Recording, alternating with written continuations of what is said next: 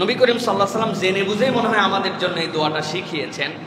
যদি কারো দরিদ্রতা থাকে, অভাব থাকে, যদি কারো ন্যায় এবং ন্যায় বিচারের ক্ষেত্রে তার ব্যারিয়ার থাকে, যদি কারো মনকে সে বিনয়ী করতে চায়, এবং যদি কেউ অন্যের কষ্ট যেন সে না পায় এখান থেকে নিরাপত্তা চায়, আল্লাহর কাছে সে এই ভাষায় দোয়া করতে পারে। আল্লাহ নবী শিখিয়েছেন, আল্লাহুম্মা ইন্নী আউযু বিকা মিনাল ফাকরি ওয়াল কিল্লাতি ওয়াল যিল্লাতি ওয়া আউযু বিকা আন আযলিমা আও উযলামা।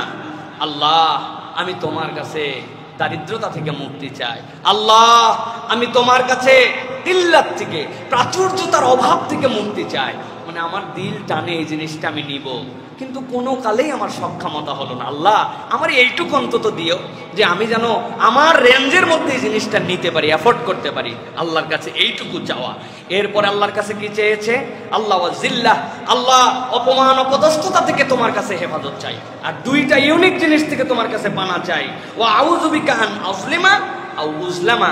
আমি কারো প্রতি জুলুমকারীও হতে চাই না, কারো দ্বারা আমি মাজলুমও হতে চাই না। এই দুটা থেকে আমাদেরকে হেফাজত করে। বলেন আল্লাহুম্মা আমিন।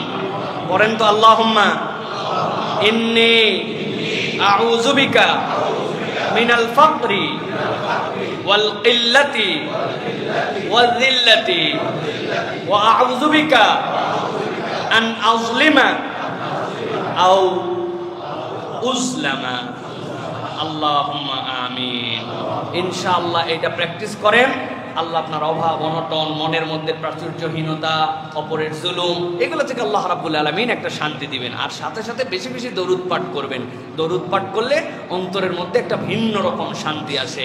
প্রাত্যহিক আমলে ঢুকায় ফেলতে হবে। মিনিমাম 100 বার করে আমি দরুদ শরীফ পাঠ করে দিনে, দুনিয়া একদিক আমি একদিক, এই আমল করেন, ইনশাআল্লাহ আল্লাহ রাব্বুল আলামিন আপনার দিলে শান্তি দিবেন।